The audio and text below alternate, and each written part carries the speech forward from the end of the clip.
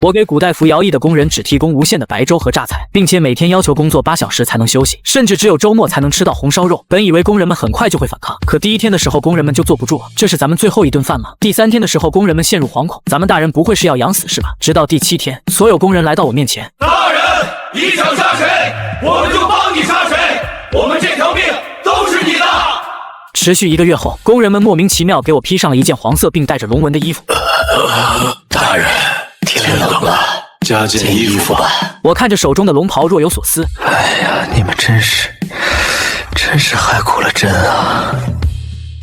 朕对这个国家忠心耿耿，绝无二心啊！就在2年半前，我穿越成一名古代边塞县令，并且还觉醒了一个最强物资系统。本以为有着系统加身的我很快就能走上人生巅峰，可没想到系统一开始只给了我无限的大米、榨菜以及云南白药，这不由得让我想起之前看过的一个帖子：如果给古代服徭役的人只提供白粥榨菜，他们会不会反抗？绝大部分网友们的回答都是不会。更有淘气的网友回答道：只要白粥榨菜管饱，如果粥再稠点，榨菜里加点香油，别说服徭役了，就是让这些人把长城修到欧洲去，他们也一点怨言都没有。就这样一边走一边想着，身边的仆从杨修指着远方一座破破烂烂的小城说道：少爷，前面就是平凉县。我望着眼前那破败的城墙，不由得皱紧了眉头。看来这县令怕不是那么好当的。就在我走进城时，一名脸上被划伤还缺了3根手指头的妇女跪倒在面前，请求道：大人行行好，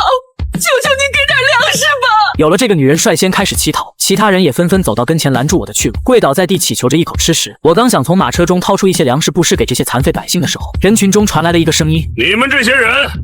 不要挡着人家贵人老爷的路。说话间，从中走出一位男子，他左边腰间斜挎着一把有数处缺口的绣刀，十分惹人注目。我好奇问道：你是这些人的首领吗？你叫什么名字？佩刀男子自嘲的一笑：我哪里是什么首领，只是这些人都怕我手中的破刀罢了。贵人要是方便，还请施舍些粮食给我们这些残废吧。我将手伸入身后马车之中，然后掏出2袋大米，走到那佩刀男子身边。我看这些人虽然个个身体残缺，但是还保留着些许秩序，想来应该是你的功劳。这里有2袋粮食，你就拿去分与他们吧。佩刀男子也没想到我会将这宝贵的粮食亲自递送到自己的眼前，这一行为给了男子莫大的尊重。接过我递来的粮食后，周围这群人顿时一阵千恩万谢的感恩声传来。佩刀男子也掂量了一下手中这2袋粮食，本就对重量敏感的他，知道这2袋粮食起码有30-40斤，足够他们这些人省吃俭用吃上2顿。佩刀男子将手中2袋粮食递给第一个拦住我马车的女人，说道：你把这些粮食给大家伙分一分。不过那女人刚打开粮食袋时就惊住我：吴大哥，这是精粮。你说什么？佩刀的吴姓男子以为自己听错了，那女人直接将粮食口袋伸过吴姓男子的面前，让他仔细看看。下一秒，佩刀男子就愣在原地，望着白花花的大米。吴姓男子激动的想要伸手去摸索确认一番，但看到自己那黑乎乎脏兮兮的手掌，生怕自己糟蹋了这粮食，于是又火速的将手伸了回来。吴姓男子不可置信的问道：大人，这精粮真的是赏给我们的吗？我淡淡的点了点头，又大声的对周遭这群身有残缺之人说道：我乃本县新上任的县官周毅，从明日起我将组织官府开仓放粮，救济灾民。此话一出，周遭这群人顿时山呼海啸的高喊着：县太爷万岁！我挥了挥手，止住了周围人的呼喊，并对那佩刀男子问道：你姓吴，叫什么名字？可愿带我去县衙走上一遭？佩刀男子神色激动，连忙应道：小人姓吴，家中排行老6，故而大家伙都叫吴六子。我淡淡的点了点头。吴六子，那你在前面引路带我们前往县衙。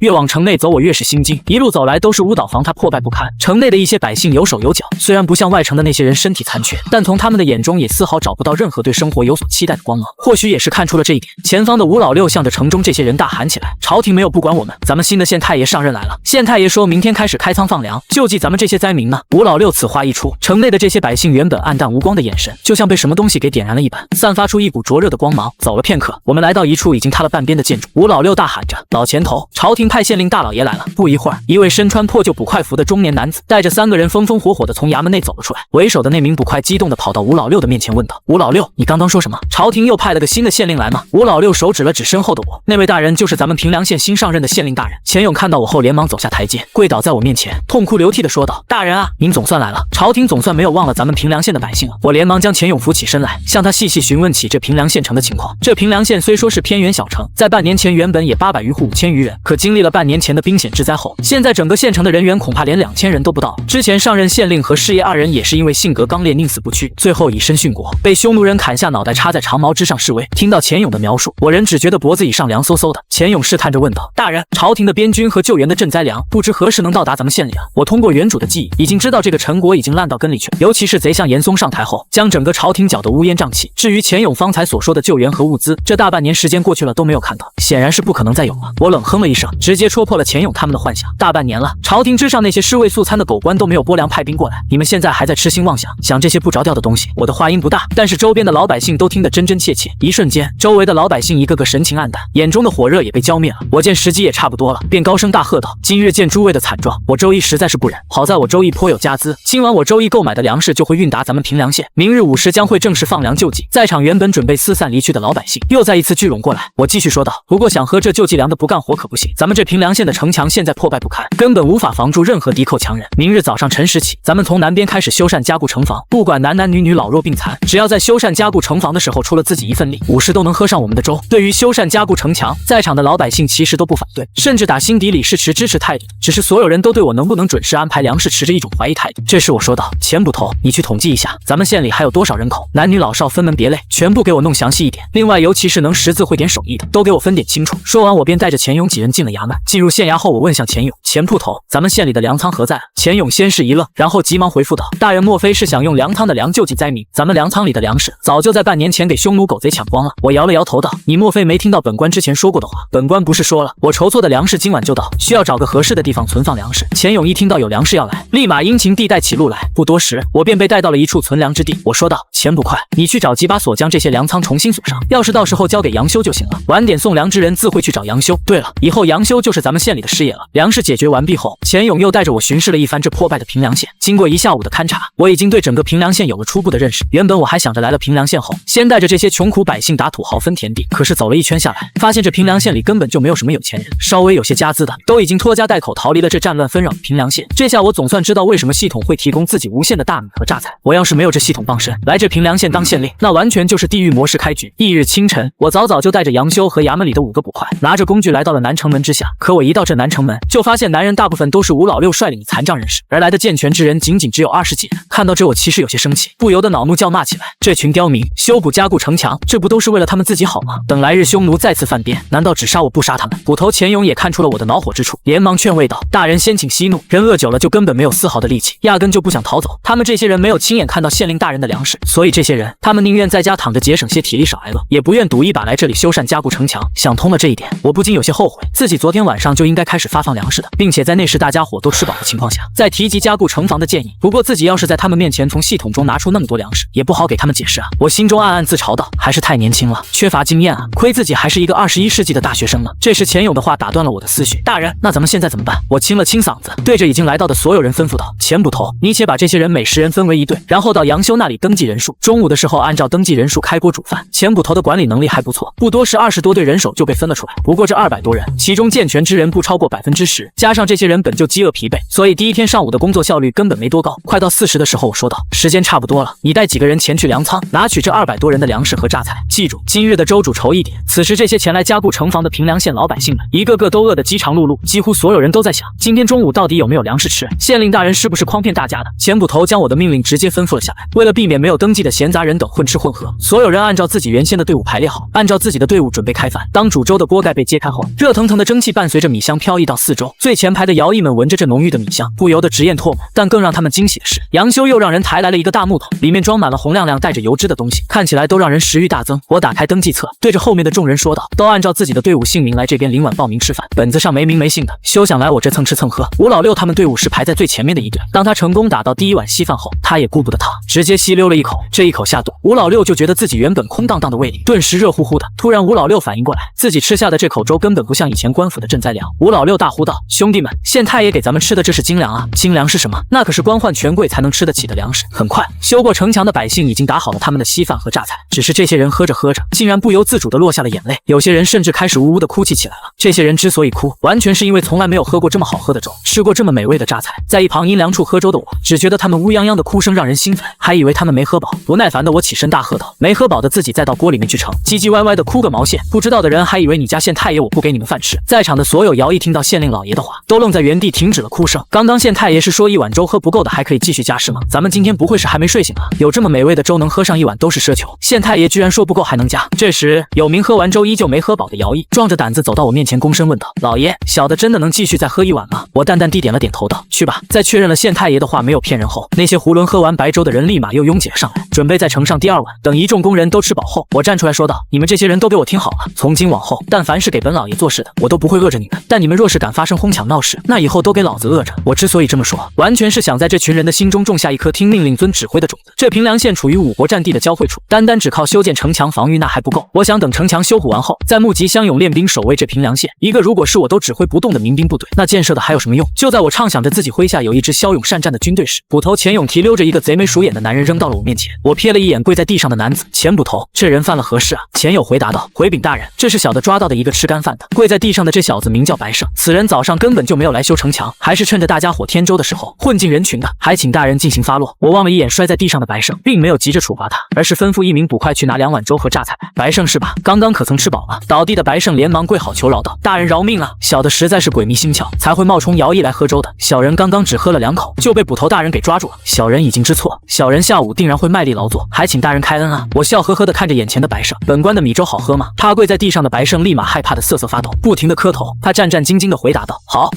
喝。”我俯身凑过他耳边轻轻地说道：“你要知道，本官的粥可不是随随便便就能喝到的。”我这话虽说的轻柔，但跪在地上的白胜被吓得直哆嗦。“大人饶命！大人饶命！本官现在这里修建城墙急需人手，看到那桌上2碗粥没有？有1碗是给你喝的，另外1碗则是给你去为本官拉人头的，知道吗？”白胜闻言为之一愣。“大人您的意思是让小的去城里宣扬来修城墙，有粥喝有榨菜吃是吗？”我淡淡的点了点头，肯定了白胜的这个说法。白胜见我并没有处罚自己，又小声的问道：“大人，今日之事您不处罚小的了？”我冷哼一声道：“明天若是本官看到修补城墙的人手还就只有这么点人，那就说明你没有为本官好好办事，届时2罪并罚，我看你吃不吃罪得起。”白胜连忙磕头跪谢：“小人一定为大人尽心竭力，明日我一定为大人您拉来不少人手。”我满意的点了点头。第2天，当我再来到南城门时，发现今天的人数比昨天足足多了1倍，已经有400多人了。这时白胜带着自家婆娘仿佛邀功一般的走到我面前，直接跪下说道：“大人，小的不辱使命，昨日跑遍了全城，宣扬大人用精良宝石徭役之事，所以今日又有如此多的人前来帮着修固城墙。小人斗胆带了自家婆娘也来为大人尽一份力，还请大人收留。我这次修固城防不单单要在原来的基础上修缮完好，还准备将城墙加固加高加厚。昨日那200多人明面上看起来多，但大部分都是身有残缺之人，加上他们此前饿得没有丝毫体力，所以做的活缓慢无比。今天又有这么多人来帮着修固城防，别说女人了，就连县里的一条狗我都想拉过来充当劳动力。”我淡淡点头，对跪在地上的白胜夫妇2人说道：“不管是男是女，只要为修固城防出过力，本官自然不会亏待你们。”我又转头对着钱勇说道：“对了，今日人多，再去多备几口锅煮粥。”钱勇离开时有些迟疑地问道：“大人，今天还在给他们喝这么金贵的白米粥吗？”我反问道：“怎么，这米粥你不愿喝吗？”捕头钱勇连连摇头，迟疑地说道：“没有，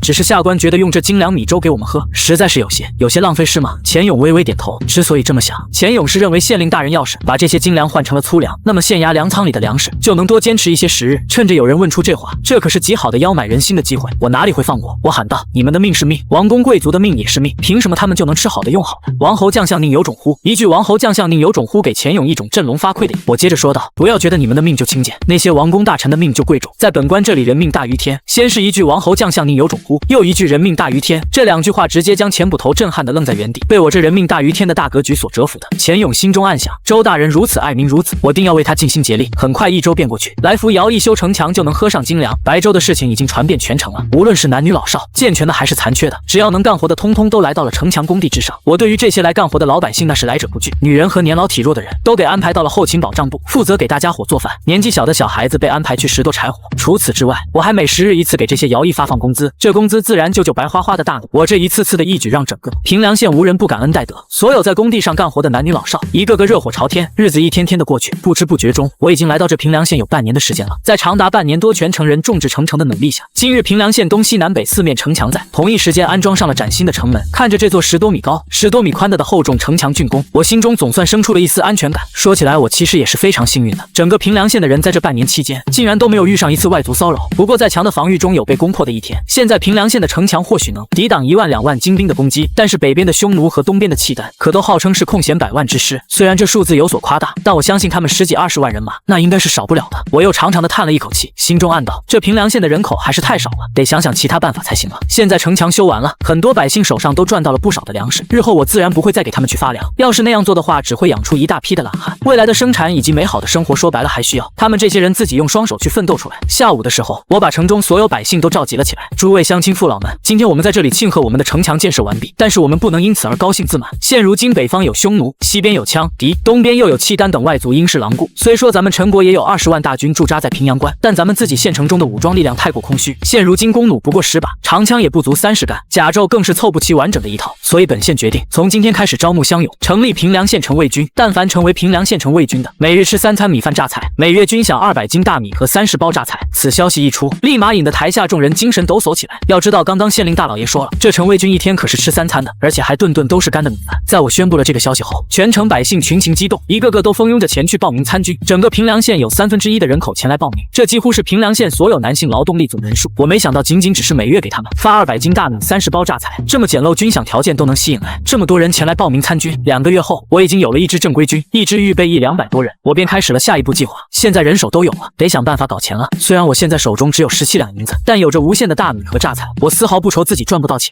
拉着大米去附近的县城换取真金白银，这个任务我自然要交给自己的心腹杨修。于是杨修又多了个任务，那就是率领一队人马，将仓库里的粮食和榨菜带到附近最大的县城去，换成真金白银。杨修第一次前往平阳城来回去了7天之久，整整10车粮食和榨菜都变成了一锭锭白花花的银子，赚取的银子足足有3000两之多。除此之外，杨修还带来了一个消息，那就是整个雍州之地现如今都处于一个非常缺粮的状态之中。整个雍州已经连续半年多没有下雨了，每天都是烈阳高照，田地都被晒得发干发裂。附近的平阳城和平江县今年的粮食都减产了大半。杨修将自己在平阳城里所见所闻详细的给我报告道：老爷，我在平阳城里卖粮食的时候，那粮食一天一个样啊，平阳城里的粮商一天能把粮价抬3、4个台阶呢，这分明是不想给城里的普通百姓一条活路。我冷冷地问道：杨修，你不会也跟着他们一样刻意抬高粮价了吧？杨修知道自家老爷那是菩萨般的善心肠，定然不会允许自己和那些奸商一样做坑害老百姓的事情，于是他急得一下就跪倒在我面前，并连忙解释起来：老爷，小的可万万不敢做那种有损老爷您应得的事情。小的刚带着那几车大米榨菜进了城，就被平阳城的粮商找到，并一口气买下了所有的货物。我恨铁不成钢地骂道：杨修啊杨修，你可真是糊涂啊！千载难逢的好机会摆在那里，你更应该和那些商贾把粮价一起炒高。杨修这么一听，顿时有些错愕，老爷不是菩萨心肠见不得百姓受苦的吗？怎么今日竟然一改常态，还开始责怪自己没有和那些奸商同流合污？我看出了杨修眼中的疑惑。杨修啊，你知道咱们县里现在最缺的是什么吗？杨修想了想说道：是钱财。我摇了摇头，那是兵器装备吗？我又再次摇了摇头，否定了杨修的答案。小人愚钝，还请老爷明示，是人口和人才啊！现在咱们县里百废待兴，钱财这些身外之物日后还能赚取，现在最缺的就是这人口和人才。杨修依旧是满脸的疑惑，可是这人口和人才与您让小人跟呢？帮奸商一同哄抬粮价又有何关系？杨修，你想啊，倘若这平阳城和平江县两地粮价高起，但他们又无意间发现了咱们平凉县的粮食便宜无比，城中的百姓会如何啊？杨修一听，瞬间恍然大悟，倘若杨修和平阳城、平江县两地的奸商一同将粮价抬高至老百姓吃不起的价格，然后在无意间放出平凉县粮食价格便宜的消息，那些老百姓自然而然会往平凉县跑了。杨修激动地赞扬道：高，实在是高！原来老爷您是想用这种办法帮助那2个县城的老百姓，如此一来，这2地的百姓他们就会举家搬迁来咱们平凉县定居，届时咱们缺少人口劳力的诸多问题也将迎刃而解了。杨修立马前去县里物色机灵的人才，而杨修这一物色就物色到了当初混入徭役中喝粥被抓到的白胜，这小子派过去打压粮价应该鬼点子不少。除了我吩咐杨修的这个计划外，我还把系统给的无限土豆种子开始向全城百姓发放。在得知了土豆种子能够亩产3000斤后，平凉县的老百姓们虽然个个人都十分惊讶，不过他们却没有丝毫怀疑。而以现在整个平凉县的老百姓几乎是无条件的相信县令大老爷。同时我又将自己的人才引进，计划公告了全城百姓，但凡城内有人能拉来一个壮劳力定居平凉县，那么定居者将获得100斤大米的安家费，而本地的介绍人自己也能获得10斤大米的奖励。若是拉来的人会石匠、木匠、铁匠等一技之长，那么定居者将获得200斤大米的安家费，而本地的介绍人自己也能获得30斤大米的奖励。倘若是拉来的人文化水平高，能书能写，那么定居者将获得300斤大米的安家费，而本地的介绍人自己也能获得50斤大米的奖励。拉人头来平凉县定居就能获得粮食奖励，这等好事平凉县的老百姓们自然是愿意做的。平阳城和平江县2个城中的百姓起初是不相信自家平凉县亲友们信中的那些话，只是1年时间，突然就变成了亲戚朋友口中的人间天堂了，这着实让人感到疑惑。但是随着城里越来越高的粮食价格，以及周边越来越多的人收到了相同的信件，平阳城和平江县2座城中的老百姓们开始动摇了起来。要不去平江县看看？这一想法忽然一下在这2座城中的百姓心中冒了头。现如今平阳城和平江县的老百姓们陆续接到了自己来自平凉县的亲友的书信，书信上说他们平阳县的老百姓个个都过上了富贵人家的生活，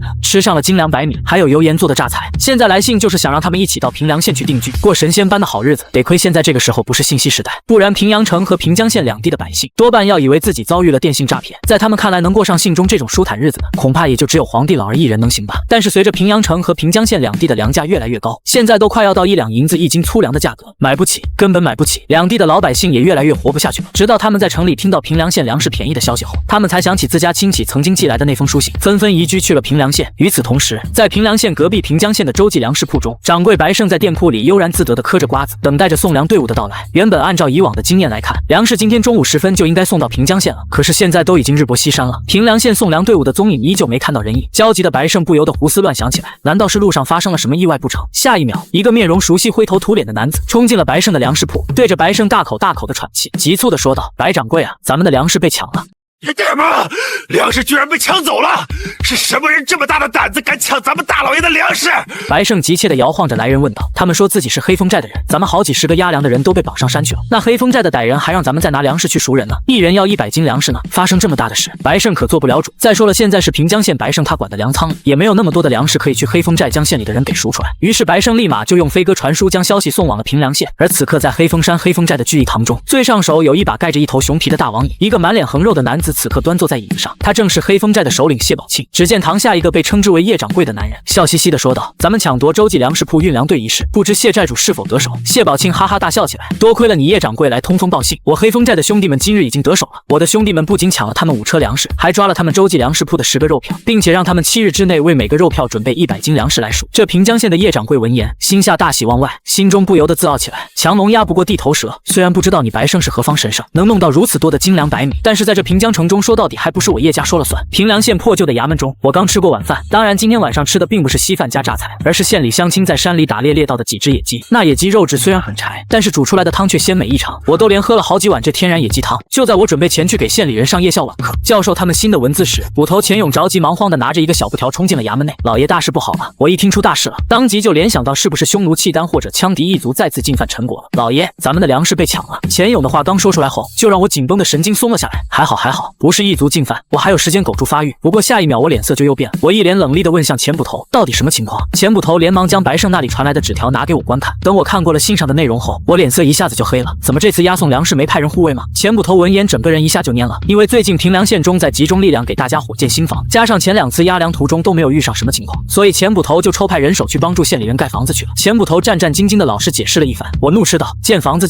你要是说将人手调到铁匠铺去锻造武器装备，我也不骂你，但你居然把人调到工地去建房子！”钱捕头见我面色黑了，被吓得直接跪倒在地上求饶起来：“大老爷饶命！下官真是一时鬼迷心窍，才调人去县里建房，致使这次5车粮食被抢。”我冷哼一声道：“你以为本官是因为粮食被抢而生气的？本官生气的是因为你的错误决断，导致了咱们县里那押运粮食的10人被黑风寨的贼人掠去。若是这10人此次能够平安无恙归来也就罢了，若是他们此次出了事，本官定要问你的责。”钱捕头听到我这么说，直接愣在了原地。他没想到自家老爷是如此的重人而轻物。如今平江县和平阳城，甚至是雍州之地，有不少地区都因为今年的干旱天气，已经出现了粮食短缺的情况。在这种情况下，平凉县他们那5车精粮那可是能卖上数千两银子的。而在这饥荒乱世的年份，一条人命甚至都不值1两银子。这10个押运粮食的寻常百姓，在钱捕头的眼里还真比不上那5车粮食贵重。但是今天我给钱勇钱捕头上了一课，我的重人轻物，让钱勇知道了什么是人命大于天。现如今，虽然每日都有附近平江县和平阳城的老百姓听从亲友的劝告来平凉县定居落户，使得现在平江县的人口也突破了3000的大关，来到了4000多人。可是现在平凉县的人手，不管我是用来赚取人望值还是建设城防，依旧感觉不够用。别说今天10个押运粮食的人手被黑风寨绑去了，就是一个人1条狗，只要是平凉县的，我也要心疼良久。去，飞哥传书给白胜，让他打听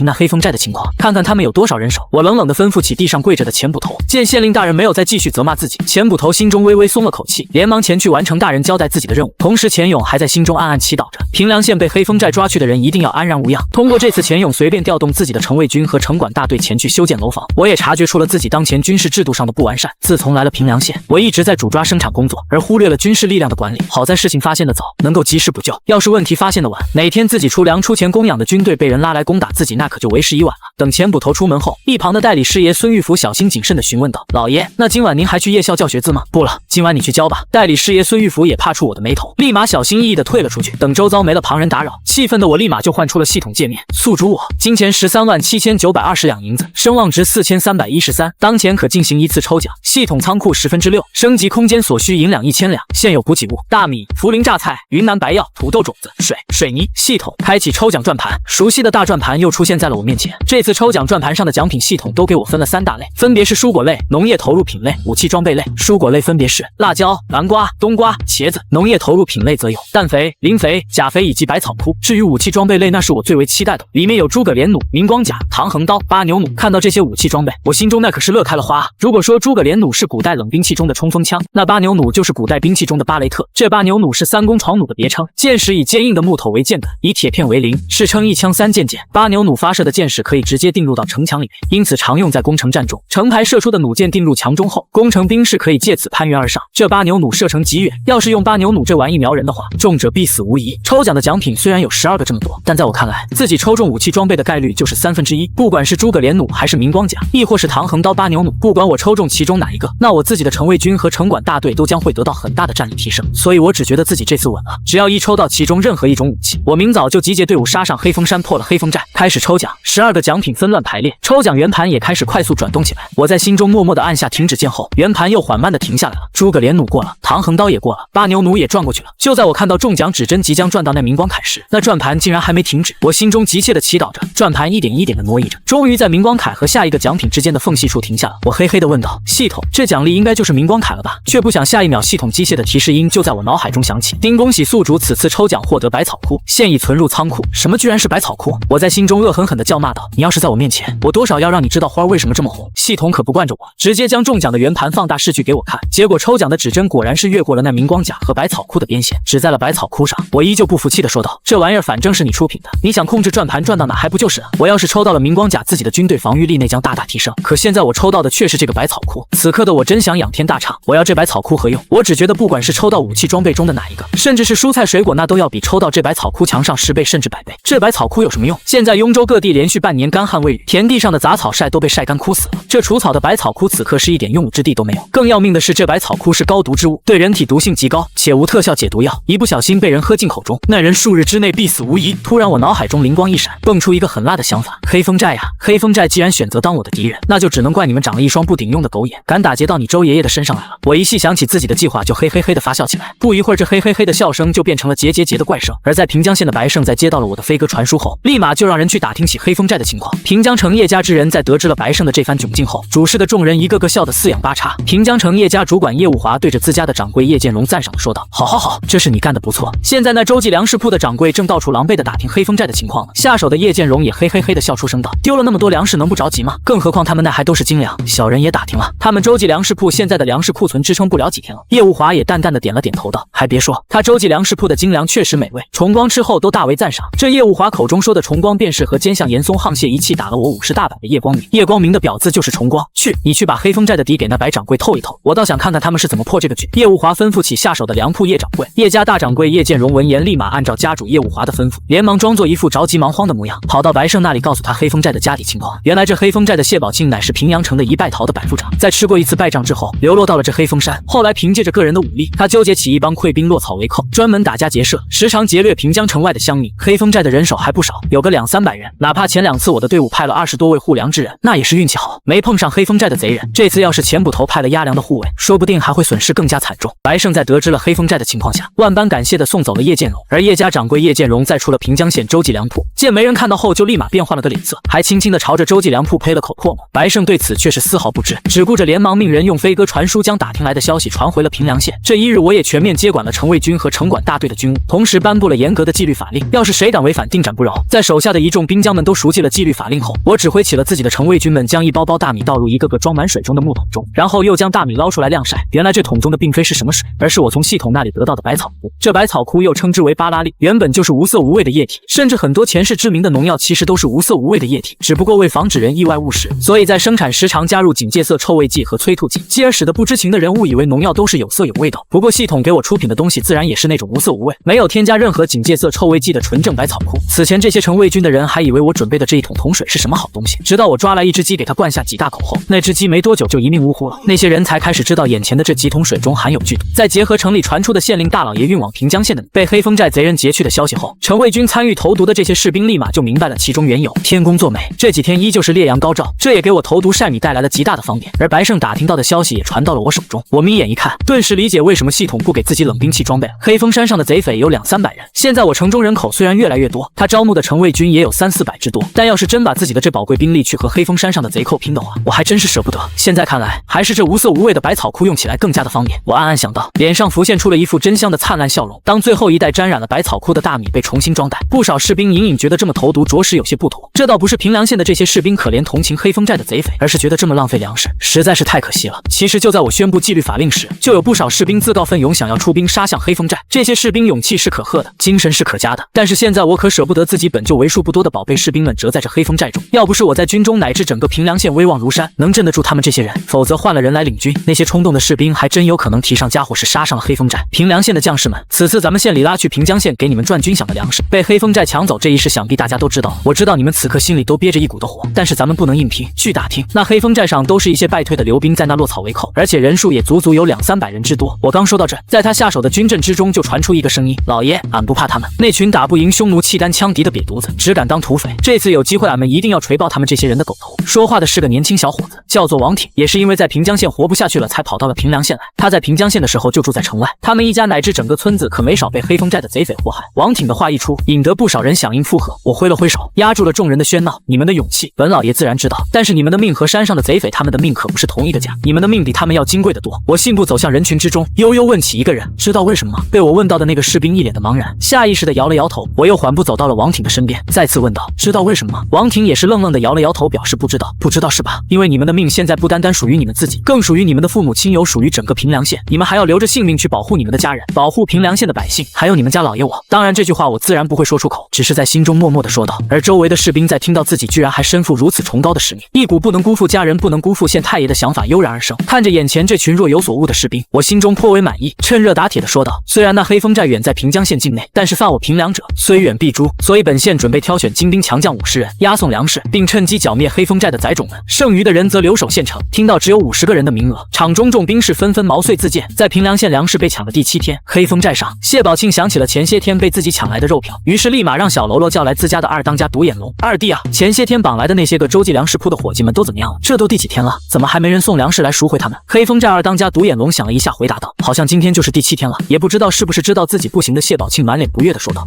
既然如此，那就把那10个人都砍了吧，省得浪费寨子里的粮食。二当家独眼龙也点了点头，同意这个想法。就在他准备起身去撕票时，有个小喽啰急匆匆地跑了过来：大当家、二当家，那洲际粮食铺押送粮食来赎人了。那洲际粮食铺的带了多少人来？二当家独眼龙问道。回二当家的话，洲际粮食铺的就带了押送粮食的人来，总共6个人手，2大车粮食，还有1车的酒水。谢宝庆和二当家独眼龙闻言，二人相视一笑，哈哈哈哈，那洲际粮食铺来的还算及时，要是再晚来一点的话，恐怕也就要给他们的伙计收尸了。二当家独眼龙眨巴着仅剩的眼睛，狠辣地说道：大哥，反正他们人少，要不我再把那粮食、酒水还有那6个人一起绑了，再让他们出一笔赎金。二弟啊，可不能这么干，要是被别人知道了，以后咱们抢了人后，他们还怎么敢来送赎金呢？二当家独眼龙闻言想了一想道：听大哥你的，那就给他们放了。说罢，独眼龙就带着一众小喽啰押着此前绑来到平凉县百姓下了山。独眼龙下了山后，就看到6个黑黝黝的大老爷们围坐在堆满粮食和酒水的长条板车上，眼前的6个人都是我特别选出来的，他们看起来最像普通的庄稼汉，其中就有来自平江县的王挺。而且在来之前，我还特别叮嘱了这6人千万不要流露出半点敌意，否则一旦露相，且不说就不出原先被绑的人，甚至还有可能影响县太爷的全局部署。独眼龙带着10几个弟兄拿着横刀将王挺等6人围了一圈，在打量了4周确定没有危险后，才走到押粮车前面。独眼龙突然觉得眼前的王挺有些眼熟，便拿着手中的刀顶在他脖子上问道：小子，咱们是不是在哪见过啊？王挺故作惊讶的拼命往后退去，远离脖子上的长刀。大王好记性啊，小的原本是平江县外王家村的，大王半年前曾来过我们王家村几次呢。独眼龙听到王挺这番解释，也对半年前劫掠王家村的回忆起了些许记忆，随即也收起了架在王挺脖子上的长刀。没想到你小子现在在给这个鬼洲际粮食铺做工。王挺讪讪陪笑起来道：这年头实在是活不下去了，为东家打点小工混口饭吃。大王您看看，按照大王您的要求，车上的都是上等的精粮，1000斤只多不少。王挺一边说一边拆开一个袋子，从中捧出一把白花花的大米递到独眼龙面前。独眼龙用一只眼睛看到这白花花的大米后，不禁哈哈大笑，算你们东家识相，知道花钱消灾。王挺继续陪笑道：是，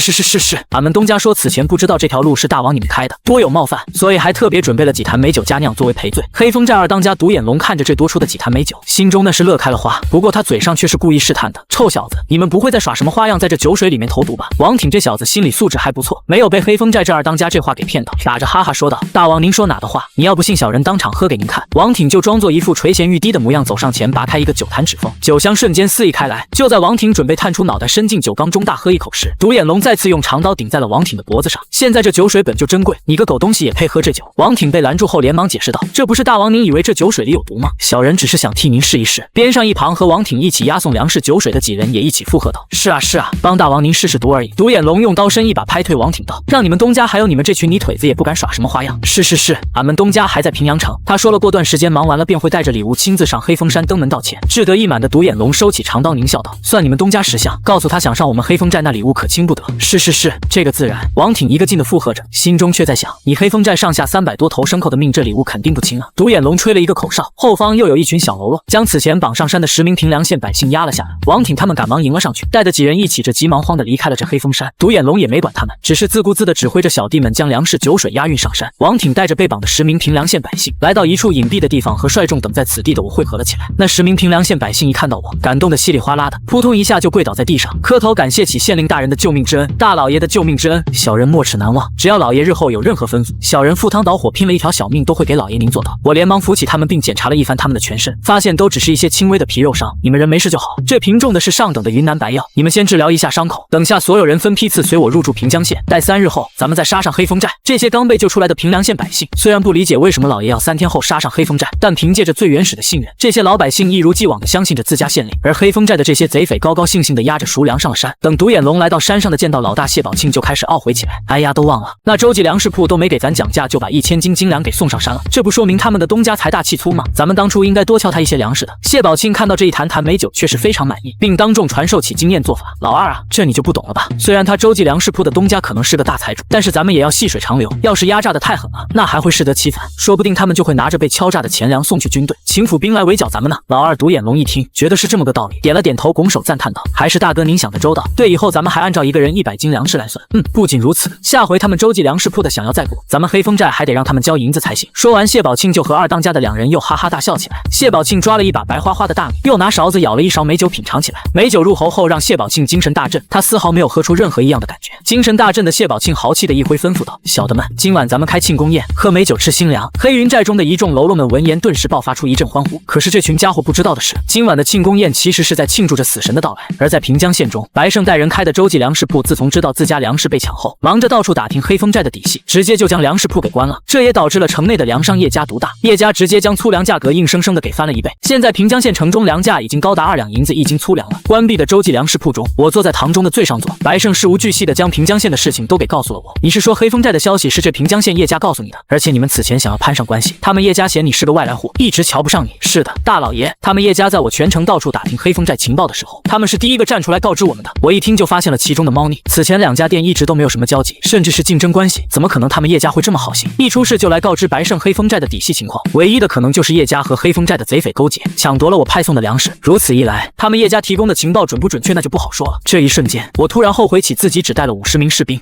为今之计只能期待着含有百草枯的美酒和粮食能给自己带来不一样的惊喜了。我暗暗想到，3日后的清晨，我早早就集合了这50人的队伍，饱食一顿后，我就率领队伍带着2天的干粮就上了山。临走之前，我还吩咐白胜收拾一下平江县的资产，就重新回县里去。反正现如今平江县的粮食已经到了百姓吃不起的地步了，我相信要不了多久，这群百姓就会因为活不下去而从平江县跑到自己的平凉县。在王挺的带领下，我这一群人沿着小路上了黑风山。等来到黑风寨时，日头还没到正午时分，我遥遥望去，发现寨子的守望台上只有几个小喽啰，七歪八扭的抱着柱子勉强的站立着。而3天前黑风寨的一众贼匪因为喝了我下来百草枯的酒水，吃了米粥后，包括谢宝庆、独眼龙二当家在内的众人一个个只觉得身体乏力。起初他们还没觉得有什么，只认为是前一夜的宿醉导致的周身无力，但是到了第2天，他们发觉自己身上的无力感更加明显了，甚至走2步都会直喘粗气，这让谢宝庆和二当家独眼龙开始怀疑起自己的酒量。到了第3天，他们发现自己的皮肤逐渐泛起金黄之色，口舌犹如溃烂的野草，黄疸也愈发严重，如同黄昏时的彩霞。此时谢宝庆和二当家独眼龙哪里还不清楚自己一伙那是被人投毒暗害了。当谢宝庆和二当家独眼龙反应过来时，寨子外已经传来了一阵喊杀声，杀入黑风寨，活捉谢宝庆。因为我3天前在大米和酒水中投了毒，现在整个黑风寨的贼匪们一个个都提不起丝毫力气。我率领的50名平凉县城卫军和10名之前被绑票的百姓，61个人冲入这贼窝，犹如猛虎入羊群。王挺、吴老六等受过训练的城卫军对着这些贼匪一刀一个。张石头那10个被绑票的农户也是一枪捅出一个血窟窿。饶是这黑风寨人多，有200-300号人，但现在一个个都像是发病的瘟鸡一样不堪一击。加上这城卫军中有不少人是以前平江县受过黑云寨的老百姓，大家伙一个个复仇 buff 叠满，现在有仇报仇，有怨报怨，都杀红了眼了。谢宝庆和二当家独眼龙听着这嘈杂的声音，也判断出了来人不多，也就50-60号人的样子。第一时间2人的想法就是将那50-60号不知好歹的人给围杀了。于是独眼龙大喝道：“就这么点人，居然敢在太岁头上动土！大哥，我去带领着弟兄们去把他们给围杀了，让他们带头的交出解药。”独眼龙刚想提起自己那20多斤重的冰铁长刀时，那把长刀刚一拿到手中，就哐当一下跌落在地。谢宝庆见状，也急忙去拿起自己的那柄虎头刀，结果发现自己原本1只手就能提起的宝刀，现在即便是用2只手也提不起来。逃，咱们快逃！这是拿不动刀的谢宝庆的第一反应。这谢宝庆深知留得青山在，不愁没柴烧的道理，自己当初就是一个逃兵，最后混到到了一山之主的位置。独眼龙和谢宝庆二人搀扶着，就要往聚义堂的后方密道逃去。但是说话间，10多名手持利刃长枪的人手就带着一名青年男子走进了黑风寨的聚义堂。王挺见到谢宝庆和独眼龙二人要跑，提着长刀3步并作2步跳冲上前，一招势大力沉的力劈华山砍在二人的前路，封住了二人前逃的路线。谢宝庆和独眼龙被王挺这一招吓得一滞，慌忙的往后退了半步。王挺乘机哐哐2脚踹在了二人小腹上，谢宝庆和二当家独眼龙登时倒地。等谢宝庆和二当家独眼龙再想起身时，却发现自己的脖子上已经架上了几把明晃晃的钢刀。二当家独眼龙望向刚刚把自己和大哥踹倒的年轻人，呆滞的一愣，道：“居然是你！”王挺眼神中杀气毕露，哪里还有3天前那般唯唯诺诺的模样？一旁的大当家谢宝庆却是一脸的懵逼，问道：“老二，这小子是谁啊？”平江县城外王家村的一毛小子，前天来给咱们送粮的。王挺大喝一声，把他们二人绑了，送到老爷面前。谢宝庆、独眼龙二人被捆绑住双手，扔在了坐在聚义堂最上手的位置。你们2人谁是谢宝庆啊？我慢悠悠地问道。被押送的跪倒在地的谢宝庆依旧桀骜不驯地说道：“臭小子，你是什么人？居然敢带人攻上我黑风山！坑10天前你抢了我的粮食和人手，君子报仇10日不晚。今天咱们好不容易见上了一面，现在谢寨主居然还在问我是谁？”谢宝庆一愣，惊诧地说道：“你是周记粮食铺的东家？”确实，谢宝庆怎么也没想到，只是劫了一回我的粮食和人手，就劫来了这阎王帖。卑鄙无耻的家伙，你们竟然在酒水里面下毒，根本就不是什么英雄好汉。独眼龙不服气地说道，他甚至想朝着台上的我吐口水，但发现自己连吐口水的力气都没有了，自己口中浓稠的痰噗的一下直接跌落到自己胸前的衣服上。谢宝庆也认清了现实，连忙笑着说道：“周东家周老爷，只要您饶了我兄弟2人一命，我们日后绝对对您忠心耿耿。您要我们往西，我们绝对不往东；您要我们杀鸡，我们绝对不砍鸭。且不说百草枯没有解药可解，就是有解药，我也不敢用谢宝庆这种只敢恃强凌弱的人渣。不过我还想问出黑风寨这次打劫有没有人指使？”于是便说道：“你们想要这10香软筋散的解药也不是不可以，但是嘛，原来这毒药叫做10香软筋散。不单单谢宝庆2人，就连跟随我来的这群士兵们，也在心中暗暗记住了这个毒药的名字。”谢宝庆立马就听明白了我的弦外之音，连忙说道：“小的懂得。这次打劫老爷，咱们家的粮食都是平江县叶家粮铺掌柜叶建荣透露的消息。”我闻言微微皱起了眉头，和我猜想的一样，同行就是冤家。这次粮食被劫果然和平江县叶家有关，怪不得在出了事后，他们第一时间就把黑风寨的消息透露给白胜了，合着是想来看周记粮食铺的笑话。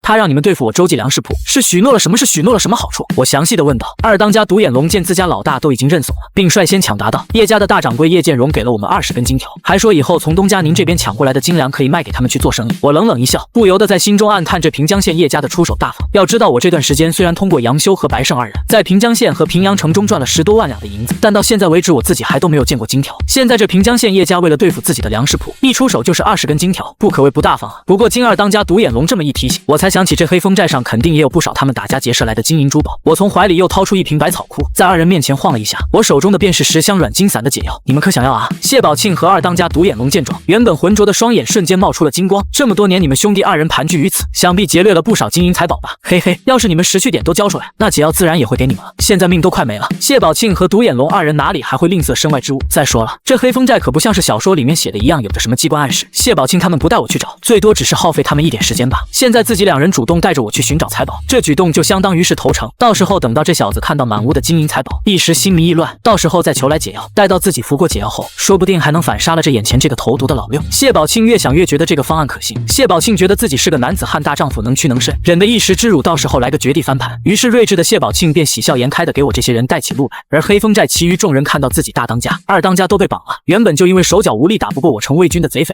顿时失去了抵抗的意志，纷纷放下手中的武器，应声投降。先把这些小喽啰都给我绑了。聚义堂外，我那些杀红眼的士兵们这才停下了手。因为谢宝庆和独眼龙2人已经中毒3天了，所以2人走路的速度很慢。走了好一会儿，谢宝庆才带着周一来到了藏放着金银财宝的地方。谢宝庆他们劫掠来的金银珠宝足足有2箱之多。这黑风寨在离战场如此之近的偏僻穷苦的平江县附近，都能搜刮出2大箱金银珠宝，可见黑风寨做了多少丧心病狂的事。不过最让周惊喜的并非是这些金银珠宝，而是黑风寨仓库中的刀枪铠甲。黑风寨的这宝库里面堆放着上百把长刀、数十把硬弓，就连铠甲都有3套。现在平凉县虽然又来了几个铁匠，但单凭那寥寥数人，加上一些平凉县的铁匠铺根本就打不过来，可以说平凉县现在最缺的就是武器装备了。谢宝庆看着我放光的眼神，连忙趁热打铁道：“周老爷，您看我和我二弟的解药。”我却不接他的话茬，反客为主的问道：“你们兄弟2人确定要当率领弟兄归顺于我？”谢宝庆以为自己拿拙劣的演技骗过了我，连忙拍着胸脯保证道：“大人，这个自然，我们兄弟2人日后定然为大人鞠躬尽瘁，死而后已。那你们这黑风寨上共有多少号人手啊？我好让人准备给你们准备解药。”谢宝庆和独眼龙2人一听，脸上顿时露出了欣喜之色，2人对视之间，眼中瞬间闪过一抹杀机。独眼龙二当家的连忙说道：“大人，加上我们兄弟2人，黑风寨上下一共318人。”我淡淡的点了点头，对王挺说道：“你带着屋内一半的人手去和屋外的弟兄们集合。这黑风寨除了2个当家的，剩下的316人一个不留，记住了，都给他们痛快点。剩下的人都给我将这些东西搬到大厅里去。”王挺叫了声得令，立马就点起身边几人提着刀就出去了。而谢宝庆听后瞬间愣在原地，他原以为我会收服自己这群人，却不想眼前的这个年轻人竟然如此心狠手辣。你这卑鄙小人，刚刚说好了给我们10箱软筋散的解药的，竟然出尔反尔！自觉被骗的谢宝庆和2当家独眼龙激动的想冲上前和我拼命的，还没到我跟前就被2个士兵给一脚踹倒在地。你们几个不要把他们给弄死了，这2人我还要带回县城有大用处。我对着2个护卫自己的士兵吩咐了一声，又走到仓库里摆放着的铠甲边上，悠悠说道：“出尔反尔，我可不记得答应过给你们解药啊！再说了，这10箱软筋散百草枯乃是天下间剧毒无比之物，无药可解。如今你们已经毒入骨髓，哪怕是大罗金仙来了，也就不毁你们的性命了。”刚刚护卫我的士兵那2脚险些让谢宝庆和独眼龙避过器具，2人缓了好一会才缓了过来，2人眼中的乖戾也瞬间变成了绝望之色。别说我没有那百草枯的解药，就算是有，我也绝不会给谢宝庆和独眼龙他们这群为祸百姓的渣子。至于那些已经投降的贼匪们，我之所以下令杀了他们，并非是我天性残忍嗜杀，而是这些人都喝了含有百草枯的酒水和大米，不杀他们，任由他们自生自灭，只会让他们更加痛苦。现在一刀给他们杀了，不仅帮他们解脱了，同时还能让平凉县的士兵们见血。只有受到鲜血和杀伐的洗礼，那才会更快的成长。当然，要不是这次平凉县的装备、地利、人手都不占优，我也不会选择用在酒水和大米中下毒，这么卑劣的手段去对付谢宝庆这伙山贼。普通人家杀家禽的时候，临死前鸡鸭尚且会挣扎着扑腾叫唤，更何况是人了。我这边完全是单方面的屠杀，那群贼匪更是哀嚎连天。听着黑风寨聚义堂外那群贼人的哀嚎，我起初还是心有不忍的，但是当我被县里的一名士兵带到黑风寨的一处地牢查看后，我就更加坚定地认同起自己刚刚做出了那个决定。地牢的外侧有10多个衣不蔽体、眼中无光、浑身上下伤痕累累的女子。诸位姑娘不要害怕，本官乃是平凉县的县太爷，今日我已率部下攻上了黑风寨，现在你们所有人已经安全了。我话说得很明白，但是墙角里那些女人丝毫不敢相信这是真的。这时王挺和断臂的吴老六2人急步匆匆而来，当王挺冲进地牢中时，很快就发现了地上的一个女子。此刻情急的王挺也顾不上礼仪尊卑，一步就窜到地上的女子身旁，将我挤开，然后抱起地上那静气多出气少的女子。春妮儿，春妮儿，是我啊，你的挺哥啊！王挺搂着地上木然无神的春妮，像电视剧里一样不断的摇晃着。我刚想提醒王挺不要这么摇晃受伤之人，却不想王挺怀中的女子竟然还真像电视剧里一样清醒了过来。那叫春妮的女子一看清满是血污的王挺，立马泪流如注，悲怆的问道：“挺哥，你也被那群贼人抓上山了吗？”没有没有，春妮，我来晚了，我来救你了。我看着拥抱在一起的2人，心中暗道：怪不得王挺刚刚杀上山的时候冲在最前面，合着是要营救老乡好啊。不过这小子当初送粮食的时候，能压抑住夺妻之恨的那股怒火，也当真算是个人物。王挺这小子日后调教一番必成大器。原本又一次被吓得缩在角落里的众女，见王挺和春妮相识，这才放下心来。我又乘机解释了一番：诸位你们放心，现在已经安全了，他是我平凉县的士兵，不必惊慌。我刚解释完，从地牢深处就响起一阵虚弱的声音：真的是剿匪的官爷们吗？太好了，我们有救了！我连忙循声向后走去，一个中年男子匍匐着爬到牢门口，艰难地哭泣起来：大人，我们都是黑风寨掳来的肉票，因为家里给不足赎粮，所以这群杀千刀的将我们一个个折磨得不成人样。饶是我看过《封神演义》，知道妲己也如此残忍过，也没想到这黑风寨的匪徒竟然无道到了这种地步。吴老六，外面那些渣子都处理得怎么样了？吴老六拿出自己手中已经砍卷了的长刀道：外面那群禽兽316名禽兽一个不留，通通了结了。现在屋外有40多名弟兄在看守着寨子，还有10多名弟兄在挖坑处理那些尸身。我冷声说道：这群畜生全尸都不配留，还挖什么坑？去吩咐人砍些木材，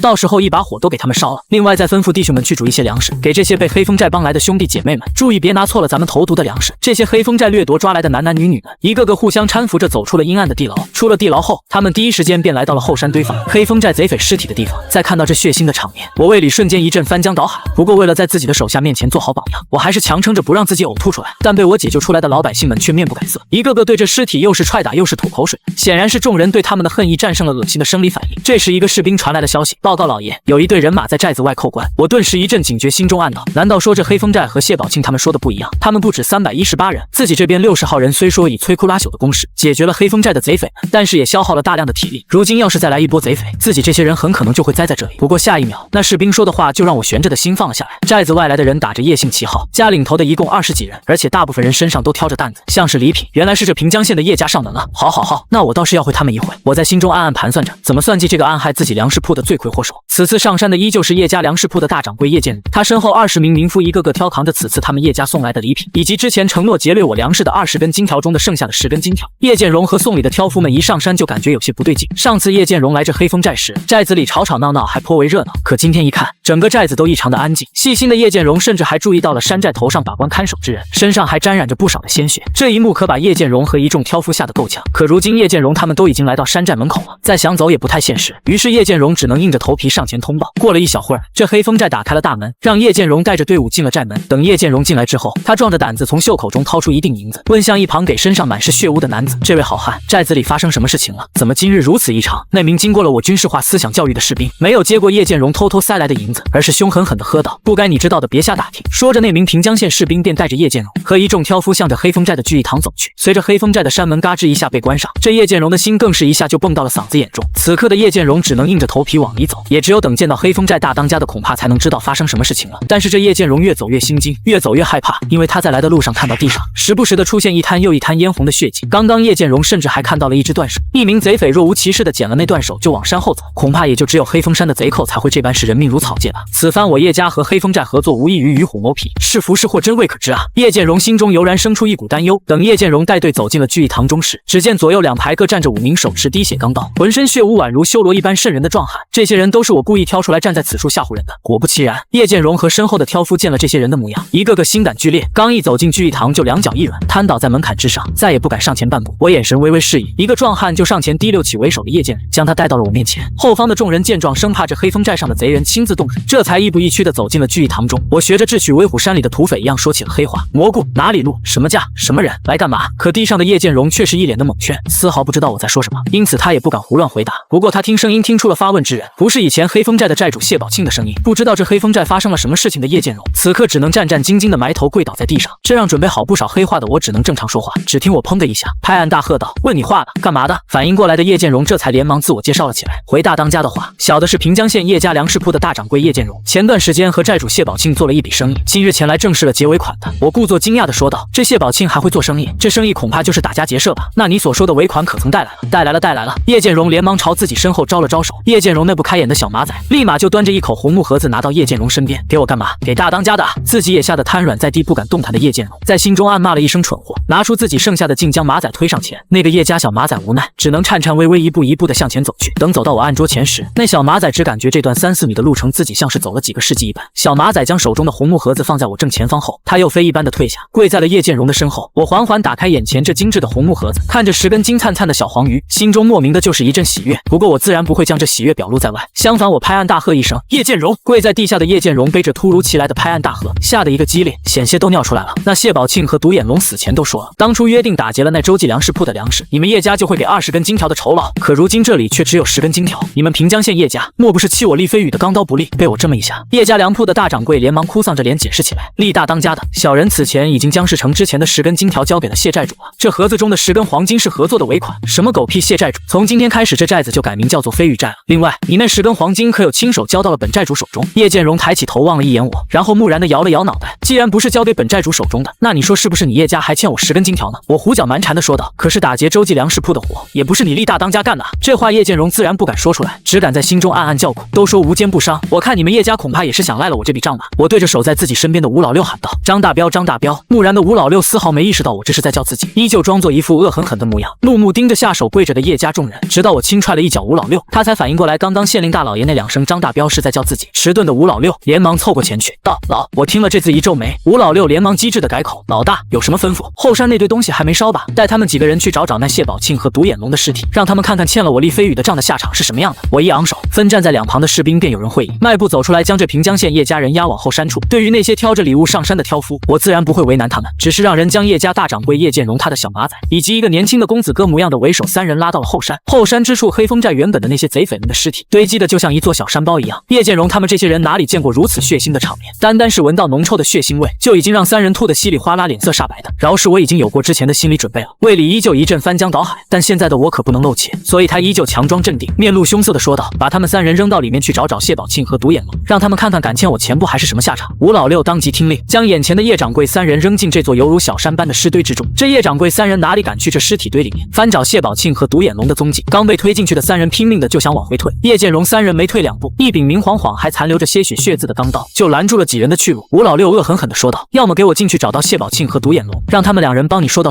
那10根金条的事，要么就把那10根金条老老实实的给我们交了。10根金条这可不是一笔小数，这得卖多少粮食才能赚得回来？而这叶剑荣虽是叶家粮铺的大掌柜，但是想要调动这么多钱财还是没有资格的，那必须得叶家族长才能直接决断。无可奈何的叶剑荣只能强生的镇定踏入尸堆中。叶剑荣刚一步到尸体堆旁，正好一具尸体从高处滑落下来，砸在叶剑荣面前。当看到一双死不瞑目的双眼怒目圆睁地盯着自己时，叶剑荣整个人都被吓得魂飞天外。至于叶剑荣身后的马仔和着叶剑荣历练的叶家青年，早已经吓得湿透了裤子。叶剑荣连忙跪倒在地，磕头如蒜地哀求着我：“厉大当家的饶命啊！之前商量好的10根金条我们出了，我们出了。叶掌柜，你可知道我为什么屠了这黑风寨吗？”叶剑荣直接趴在地上，不敢起身和我对望，用着颤抖的声音说道：“知道知道，黑风寨寨主欠您钱不还。错，想当日这谢宝庆来我龙门客栈吃了2碗凉粉，竟然只给了1碗粉的钱，害得我千里迢迢和兄弟们从西域大漠跑到这鸟不拉屎的地方来。”此刻跪倒在地的叶剑荣真的不知道该说些什么了，他真的不知道是该哭还是该笑。千里迢迢为了1碗凉粉的钱，屠了黑风寨上下300多号人手，这他妈不妥妥是神经病吗？谢宝庆啊，谢宝庆，你他妈吃什么不好，跑到西域大漠去吃凉粉，还一次吃2碗，现在好了，因为1碗凉粉，搞得整个黑风寨都死绝了吧？叶剑荣心中暗自腹诽道，所以又故意走到叶家那年轻小伙子的身旁问道：“小伙子，你说我们飞羽寨的兄弟们应不应该问他谢宝庆要这碗凉粉钱？”那个叶家年轻公子哥刚见到这场面时，就已经被吓得说不出话来了。我刚才轻轻拍他肩膀时，他更是吓得直接晕死过去了。为了不触怒眼前的比谢宝庆还要凶残险恶10倍的厉大当家，叶剑荣赶忙替自家公子哥回答了起来：“应该，真是太应该了，这谢宝庆真是太不是东西了，居然敢欠厉大当家的凉粉钱，真是罪有应得，死有余辜啊！”我见自己的压榨他们的目的达成了，也不在这里久留，当即让人把叶剑荣3人带回了聚义厅中。刚回到大厅之中，叶剑龙和自己身后那位昏迷的马仔2人拼命的大口大口的呼吸着聚义堂内的新鲜空气。方才在那后山之中时，那浓郁腥臭的血腥味让他们2人根本不敢大口呼吸。此刻重新回到聚义堂后，叶剑荣和身后的小马仔只觉得自己仿佛从地狱中重回到人间一般。等他们2人喘息好后，我也调整好了状态，继续开始压榨起平江县叶家。我看叶大掌柜也是个通情达理之人，想来应该不会赖掉我这15根金条吧。叶家大掌柜叶剑荣闻言，眼睛立马瞪得像牛眼一样睁圆，15根金条，厉大当家的，刚刚不还才10根金条吗？怎么一下子又变成了15根金条？我慵懒地坐在最上手的座位，将脚架在桌案上道：“没错啊，原本你们将今天那10根金条带来的话，就不用这么麻烦我们兄弟了。如今我象征性的收点利息，难道有错吗？你要想想，他谢宝庆欠我1碗凉粉的钱，都搭上了300多条人命的利息，我这5根金条的利息，也就是按照9出13归来算的。叶掌柜你自己说说看，这利息贵吗？还别说，我这么给叶剑荣算起这笔账来，叶剑荣顿时不觉得这多出的5根金条贵了。叶剑荣连忙将脑袋摇得像拨浪鼓一样：“不贵不贵，大当家简直是大善人，算的一点也不贵。”看着叶家粮食铺大掌柜叶剑荣这吃瘪的模样，我心中突然又蹦出了一个特别的报复想法。叶掌柜，我看你现在多半也是口服心不服，认为我只是仰仗着武力欺负你等。既然咱们是初次见面合作，我自然也要送一份礼给你。收礼还是收土匪头子的礼？自己不交保护费，以求平安，就已经算是烧高香菩萨保佑了。叶剑荣和他平江县叶家怎么可能奢求土匪头子反过来给自己送？一想到这，叶剑荣生怕上手的我大手一挥，让手下从后山砍一下的土匪的死人头交给自己当做见面。叶剑荣连忙摆手拒绝道：“使不得使不得，大当家的万万使不得啊！我等没按照要求带来那10根金条，不15根金条，大当家没有为难我们，已经是莫大的恩德了。我哪里敢再奢求大王给我们送见面礼？本寨主头一回碰到送礼还有送不出去的，怎么你叶家莫非是也要扫了我厉飞羽的面子不成？”演戏上头的我已经对这个角色越扮越上瘾，甚至越来越入戏了。但是这苦了跪在地上的叶剑荣，叶剑荣心想，送不出去的礼物多了去了，说明人家压根就不想要你这玩意儿。为了避免厉飞羽真的将某个黑风寨倒了血霉的贼匪头颅送给自己，叶剑荣不得不自报家门，摊出另外一层关系。厉大当家的可知道这雍州知府姓甚名谁？我哪里会不知道这雍州知府姓甚名谁？想当初自己刚穿越过来时，屁股开花被贬至平凉县苦穷之地，都是拜这雍州知府叶光明所赐。如今听到这叶剑荣提及雍州知府，我立马就联想到这平江县叶家和他叶光明有着不一般的关系。我猜测很有可能那狗贼叶光明就是出自这平江县叶家。事实上也确实如我猜测的一般，不过我并没有挑破，而是决定装作不知情。于是我故作糊涂地问道：“雍州知府那是何人？”这叶剑荣见厉飞羽大当家的对雍州知府并不了解，心中立马来了底气道：“不敢有瞒大当家的，这雍州知府姓叶名光明，表字崇光，正是我平江县叶家之人。”我心中暗自窃喜，好家伙，你叶光明果然是平江县叶家之门，今天有冤报冤，有仇报仇，这礼物我还就送定了。原来平江县叶家之人都是知府大人叶光明的亲眷，真是大水冲了龙王庙，一家人不认识一家人了。我夸张做作的神态表情，让叶剑荣误认为眼前的厉飞羽是被叶光明的太守名号所吓唬住，于是心中胆气又平添了半分。实不相瞒，其实我厉飞羽也是个读书人，想我厉飞羽闻鸡而起，跃升而写，寒窗苦读2年半后，居然没能高中状元，谋得一个官身，最后也只能跑路到西域去打劫杀人，才能维持生活生计。叶剑荣此刻是不敢怒也不敢言，他可从来没有听说过谁家的读书人寒窗苦读2年半就能高中状元，更没有听说过哪家的读书人敢跑到西域去打劫杀人的。我继续自顾自的胡吹法号，再加上我厉飞羽最敬佩的便是读书之人，早就和叶光明叶知府这种能金榜题名的人神交已久。今日不曾想，居然还真的遇见了叶知府的家人同族。一听到这话，叶剑荣还真以为我在了解到这层关系后慑于叶光明的知府威名，他甚至都开始盘算要不要利用叶光明的名号想办法将那15根金条给免了。却不曾想我再次发言道：“那这礼物我更得送了。张大彪，你带着兄弟们去那库房里，将谢宝庆3天前抢来的新粮通通都给搬来。”听到送的礼物并不是什么贼匪的人头，而是谢宝庆曾经抢来的粮食，叶剑荣顿时松了一口气。而我我身旁的吴老六有了前车之鉴的，自然知道这个张大彪是在叫自己，于是便连忙应了一声后就前去行事。来到仓库的吴老六发现谢宝庆仓库里的粮食都堆成了一堆。吴老六有注意到，我大老爷刚刚还特别提醒了自己，要拿的是3天前的新粮。那3天前的新粮是什么？不就是沾满了县令大老爷所说的10箱软筋散毒药的那批粮食吗？好在为了避免和无毒的粮食搞混，这一批毒大米的麻袋上特别做上了记号。不多时，吴老六和几个士兵就将剩下的这批毒大米通通都搬到了聚义堂中。叶掌柜的，你叶家不是一向都在做粮食生意吗？这一批精粮大米就是他谢宝庆前几天从你们那个死对头洲际粮食铺胁迫得来的。我和弟兄们今日向谢宝庆黑风寨上下讨完债后，都未曾率先享用这精粮，我都是把这批精粮直接送给你们了。你自己倒说说看，你们还有没有理由再拖欠我那15根金条？看着眼前的这些剩下的精粮，怎么也有600-700斤。虽然这些粮食根本就卖不出15根金条的价格，但少亏总比多亏要强吧。叶建荣也只能强颜欢笑地接受了这批粮食。我从最上手的座位走到叶建荣的身边，将他扶起道：原本我应该将你们为首之人留在我飞羽寨作为人质的，但是考虑到你平江县叶家乃是书香门第，又和知府大人叶光明是同宗同族，所以今日我就破例让你们都先回去。叶建荣已经对我不抱有任何良善的想法，他知道我虽然看起来书生意气、人畜无害的模样，但行事却比相貌凶狠的匪徒都要狠。单从这屠杀黑风寨上下300多人就可以看出来，这力大当家铺续了这么多，想必后面还有转折。果不其然，我又悠悠地说道：今日我便放你们全都下山去，但是我会派一弟兄随叶掌柜一同下山前去拿取这15根金条。张大彪，你可愿意随着叶掌柜一同下山去收取咱们这15根金条啊？吴老六知道县令大老爷是在考验自己，当即用独臂拍了拍自己的胸脯道：老大放心，我张大彪一定出色完成这个任务，只是他们要是回了叶家后不给，我立马摆了摆手，止住了吴老六继续说下去，反而用一脸和善的笑容望着叶建荣，用古龙小说中的台词说道：君素雅达，必不知令我弟兄徒劳烦也。叶建荣看着我一脸和善的笑容，莫名的打了个冷战，连忙回应道：不会不会，自然不会。今天这叶建荣总算是明白了什么叫做不怕山贼会武术，就怕山贼有文化。眼前这个山大王厉飞宇实在是太过可怕，而且这个厉飞宇才认真学习了2年半，倘若他学习的时长再更久一点，那岂不是更难对付？吴老六换了一件干净的衣服后，就马不停蹄地跟随着叶建荣一伙人下山前去平江县叶家。叶家当代家主叶武华起初看到叶建荣带人押运回来的粮食时，也是兴高采烈欢喜异常，可当得知了黑风寨的发生的事情和厉飞宇威胁他们拿出15根金条的事后，这叶武华才知道自己那是空欢喜一场了。此刻叶家家主叶武华很想向远在雍州首府静安城的叶光明请他派兵前来镇压剿灭这黑风山上新来的这群贪得无厌的贼匪，可是他们不知道的是，叶光明虽然官至知府，但作为文官的叶光明手下却没有半个兵丁，最多也就只能调动几10名府兵而已。这陈国之中知府只能管1州之地的政务以及7品以下官员的任命而已。至于我之所以能以一个县令的名义招募士兵，完全是因为腐朽的陈国在平凉县遭受兵险之灾后，基本上已经舍弃了此地，整个平凉县的百姓都被当作了弃子。而我作为整个平凉县最大的官，我自己开仓救济活不下去的老百姓们，还给县里新修城墙房屋，抓住了民心，自然能军政一把抓了。再说了，我手下的兵吃穿用度都是我提供的，这群兵士还有城中百姓，他们不听我的又能听谁的？平江县叶家内院书房中，家主叶武华巨怒之下，甚至怒砸了自己最爱把玩的一枚白玉貔貅，而叶建荣则跪倒在一旁不敢说话。要不是家主叶武华问过了和叶建荣一起上山的挑夫和自家子侄，叶武华还会以为这叶建荣勾结了黑风寨的贼匪，想要图谋自己家中的家产呢。真是欺人太甚，这群贼人安敢如此欺我叶家？战战兢兢的叶建荣耷拉着脑袋，大气都不敢喘一下，因为勾结黑风寨去抢洲际粮食铺的馊主意，正是家主叶武华自己出的。现如今粮食是抢来了没错，但同时他们叶家也惹得一身骚，说到底这个责任还得家主叶武华自己来背。突然一个大胆的想法从叶武华的脑海中冒了出来：阿大叶建荣，你说这厉飞宇会不会就是洲际粮食铺的手下？叶建荣低头沉思了一下，然后说出了自己的判断：家主，若那厉飞宇真是洲际粮食铺的打手，那这洲际粮食铺未免后台太大，杀伐果断，黑风寨上下300多号人说杀就杀，实在是太过狠辣了。可是我已经打听到了，咱们城里那洲际粮食铺的掌柜白胜已经将铺子给退了，准备离开这平江县了。想来黑风寨的新当家厉飞宇他们应该不是和洲际粮食铺一伙的。叶家家主叶武华点了点头，认同了叶建荣的这个观点，随即又长长的叹了一口气：我实在不相信，居然有人能因为1碗凉粉，千里迢迢从西域跑来黑风寨灭其满门。但是黑风寨的事实就摆在眼前，让他又不得不信。这次随着叶建荣一起上山的还有叶武华的侄子叶方一，本想着通过这次上山和黑风寨的土匪们接触，让他历练1、2的，却不想回来之后叶方一就被吓成了失心疯，不仅穿着尿湿的衣物到处瞎跑，嘴里还不停地念叨着吃2碗粉付1碗粉钱。家主，那这15根金条咱们叶建荣小心翼翼地问道：现在形势比人强，他厉飞宇敢让人上门，就代表他根本不惧我。对于这些个亡命之徒，我们还是尽量不要招惹的好，我们还是破财消灾吧。叶家家主叶武华无奈地选择道：此番我化名厉飞宇额外敲诈平江县叶家15根金条，虽然让叶家无比心痛，但是羊毛出在羊身上，平江县还有那么多韭菜可以割，再加上我让白胜开的洲际粮食铺已经关闭跑路，现在整个平江县的粮价还不是他叶家说了算，如此一来也不需要我派人去做恶人暗地里推高粮价，那平江县叶家自己也会将粮价给提高，从而赚回此次在厉飞宇那里亏掉的15根金条。叶府接客大厅之中，吴老六已经喝过2杯茶了，但是叶建荣前去和家主报告金条事宜后就没有出来过。来此之前，自家老爷我就曾嘱托过吴老六让他速去速回，这次即便哪怕拿不到金条，条，只要认准了他叶家的地，踩准了点就够了。毕竟那些有毒的粮食都已经送进来了，只要他叶家人吃的这些粮食，到时候我们只需要找个时间来给他们收尸即可。那时候叶家与他平凉县的结梁之仇才算是真正的了结了。就在吴老六刚准备摔茶杯，佯装不耐烦意欲走人时，却见叶剑荣跟着一位40、50岁的中年男子从屏风后面走了出来。哎呀呀呀，这位想必就是飞羽寨上的张大彪张英雄了吧？失礼之处，还请多多海涵。叶家家主叶物华笑脸盈盈地迎合着吴老六，吴老六也不跟他们多废话，直接问起了金子。叶家当家的，你们欠我们寨子里的金条怎么说？要是还不了的话，那我也就不在你们这里浪费时间了。说着，吴老六便佯装要起身离去。叶物华赶忙拉住吴老六，道：“张英雄不必着急，这钱我们自然会出的。”叶物华又拍了拍掌，一个年轻貌美的姑娘捧着一个红木盒子从偏厅走了出来。吴老六确实愣神了，但不知道怎么的，吴老六脑海中突然就下意识地蹦出了叶孝忠自家老爷教导过的一个词语：糖衣炮弹。是了，